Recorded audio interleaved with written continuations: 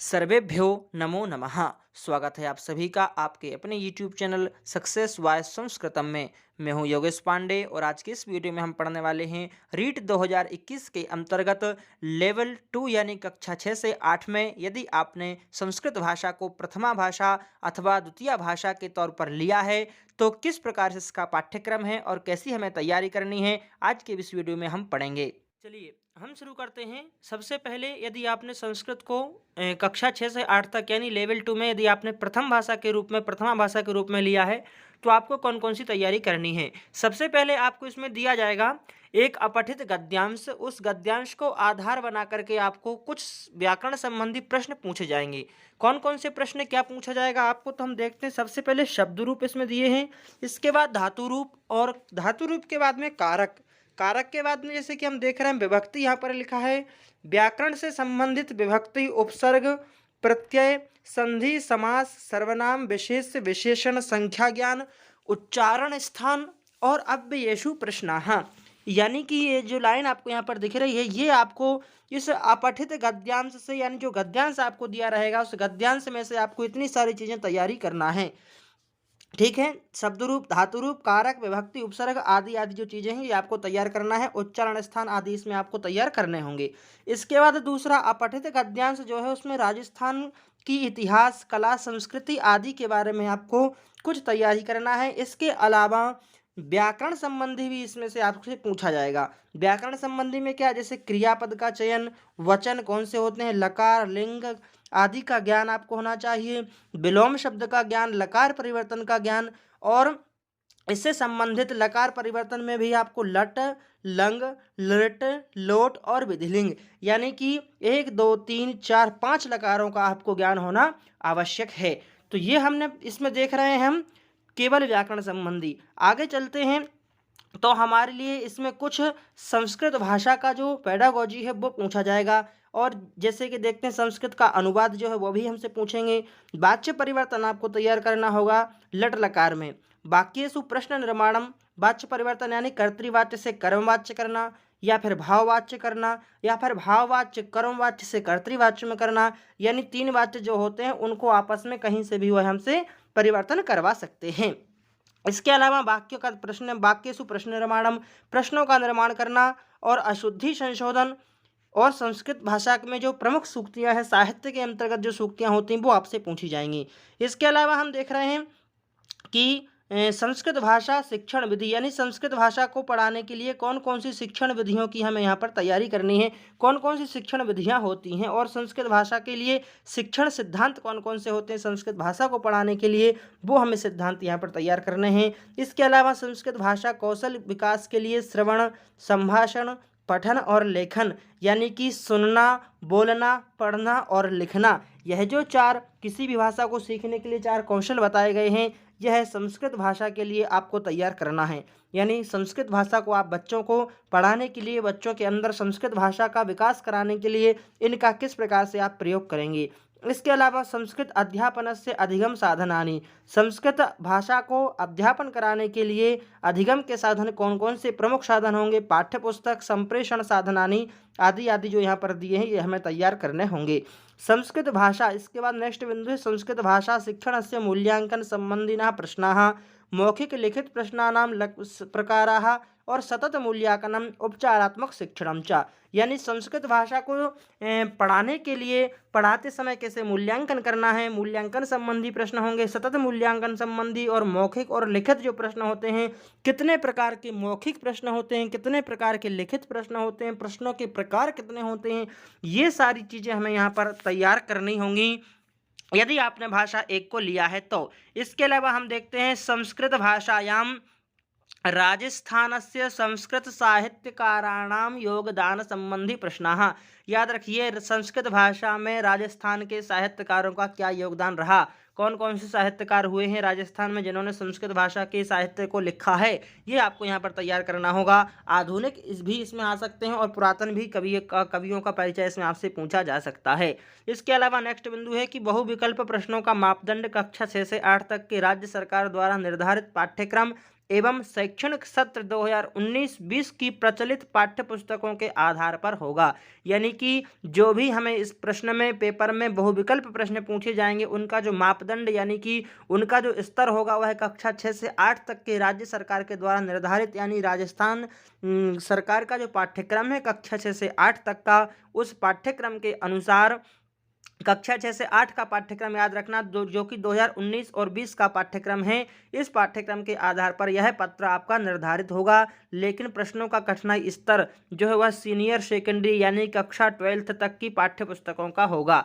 ठीक है, ये आपको यहाँ पर याद रखना है और इसी हिसाब से आपको तैयारी करनी है। और इसी के लिए सक्सेस बाय संस्कृतम आपके लिए सदा तत्पर है, जो कि आपको बहुत अच्छी तरीके से तैयारी करवा रहा है, जिसमें कि अभी रीट का ही जो सबसे पहले यहाँ पर शब्द रूप धातु रूप आदि दिए हैं और हमने व्याकरण की जो सबसे एक कह सकते हैं हम कठिन स्तर एक होता है संस्कृत व्याकरण का, उसको हमने चालू किया है। तो यदि आप हमारे साथ जुड़े हैं तो आपको कोई समस्या नहीं है, चैनल को सब्सक्राइब करिए। जो नए लोग हैं जो आप जानते हैं जो अभी तक हमसे नहीं जुड़े उनको भी बताइए और अच्छी तरीके से 30 में से 30 नंबर आपको यहाँ पर लेकर के आने हैं, ये सोच करके आप तैयारी करिए।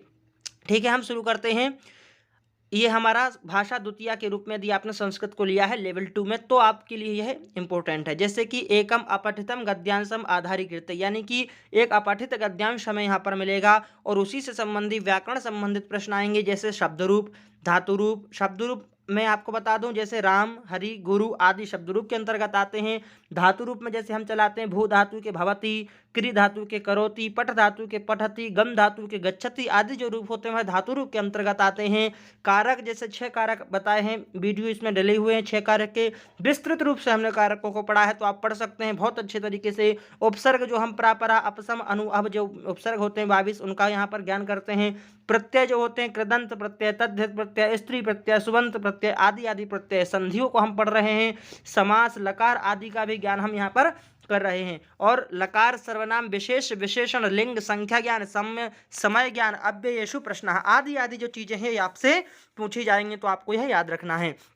चलिए, इसके बाद है नेक्स्ट बिंदु की एकम अपठितम पद्यांशम। अब यदि आपने भाषा 2 के रूप में संस्कृत को लिया है तो याद रखना है कि एक पद्यांश यहाँ पर यानी एक श्लोक आपसे यहाँ पर पूछा जाएगा, जो कि राजस्थान की इतिहास, कला, संस्कृति आदि के ऊपर आधारित रहेगा। और उस श्लोक में भी व्याकरण संबंधित प्रश्न होंगे, जैसे संधि है, समास है, कारक है, प्रत्यय, छंद, अलंकार, विशेष, विशेषण, लिंग संबंधी प्रश्न वहां पर हमसे पूछे जाएंगे। इसके अलावा माहेश्वर सूत्राणाम संबंधी प्रश्न, हम माहेश्वर सूत्र कहते हैं आ इ उण रिल रिक ए औंग ऐ औ छाय वरट लण ञम गणनम झमय घड़धश जव गणदश खाफा छाठा थ चटतव कपय शा सा सर हल। ये 14 माहेश्वर सूत्र होते हैं जिनसे संस्कृत का व्याकरण बना है। इन माहेश्वर सूत्रों से संबंधित प्रश्न होंगे, यानी कि इनसे संबंधित प्रश्न कैसे बनेंगे मैं आपको नेक्स्ट वीडियो में बताऊंगा किस प्रकार से इन सूत्रों से प्रश्न तैयार होते हैं जो आपको तैयार करने हैं। संस्कृत अनुवाद स्वर व्यंजन उच्चारण स्थान, संस्कृत भाषा का अनुवाद स्वर और व्यंजनों का उच्चारण स्थान क्या होता है। वाच्य परिवर्तन,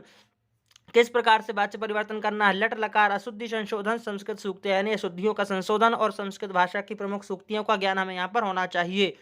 इसके अलावा यहाँ पर जो पैडागोजी है वह लगी है आपको संस्कृत भाषा शिक्षण विधियां, संस्कृत भाषा को पढ़ाने के लिए कौन कौन सी विधियों का आप प्रयोग कर सकते हैं।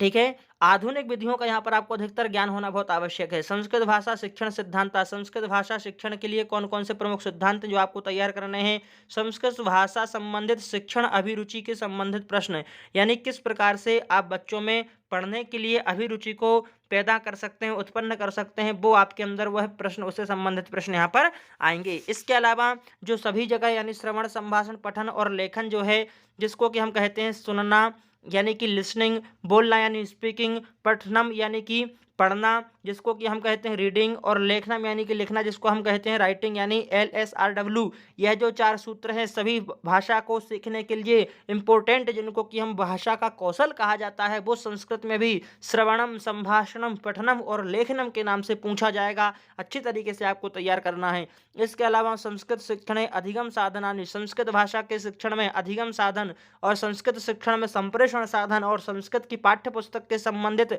क्या क्या यहाँ पर आप नई नई चीज़ें इनमें कर सकते हैं, किस प्रकार से इनका उपयोग किया जाता है, ये सारी चीज़ों का ज्ञान आपको यानी पेडागोजी का जो ज्ञान है वह होना आपको बहुत आवश्यक है। संस्कृत भाषा शिक्षणस्य मूल्यांकन संबंधी प्रश्नाः, संस्कृत भाषा को यदि आप पढ़ा रहे हैं तो किस प्रकार से बच्चों का मूल्यांकन करेंगे, उससे संबंधित प्रश्न आपको तैयार करने हैं, यानी कि किस प्रकार से प्रश्न बनते हैं ये आपको तैयार करना है।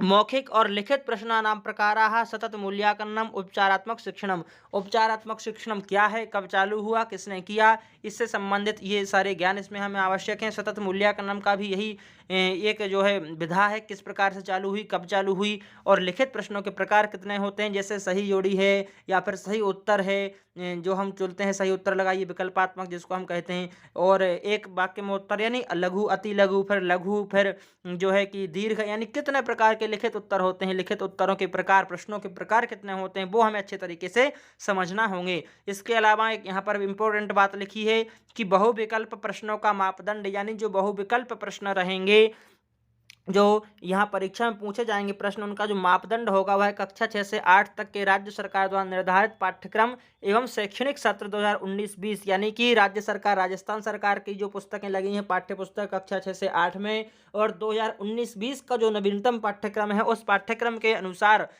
हमें यह तैयार करना होगा। और इनका जो स्तर है कठिनाई का वह कक्षा 12 तक के बच्चों के लिए जाएगा। तो ये आज की वीडियो में हमने समझा कि यदि आपने रीट यानी राजस्थान में जो अभी एंट्रेंस टेस्ट होने वाला है टीचर के लिए कक्षा 1 से लेके 5 तक के लिए और कक्षा 6 से लेके 8 तक के लिए, तो हम दोनों को पढ़ चुके हैं। यदि आपने संस्कृत लिया है तो किस प्रकार से आपको तैयारी करनी है दोनों पेपरों को अच्छी तरीके से समझने के लिए, यानी यदि आपने संस्कृत को भाषा 1 में लिया है या संस्कृत को भाषा 2 में लिया है तो आपको तैयारी करने के लिए किस प्रकार से हम यहाँ पर पढ़ाएंगे, ये सारी चीज़ें, कौन कौन सब्जेक्ट इसमें कौन कौन से बिंदु लगे हैं, व्याकरण संबंधी और पेडागोजी संबंधी, वो हमने चर्चा की। यदि आपको वीडियो अच्छा लगता है तो लाइक और कमेंट करें और शेयर अवश्य करें। धन्यवाद।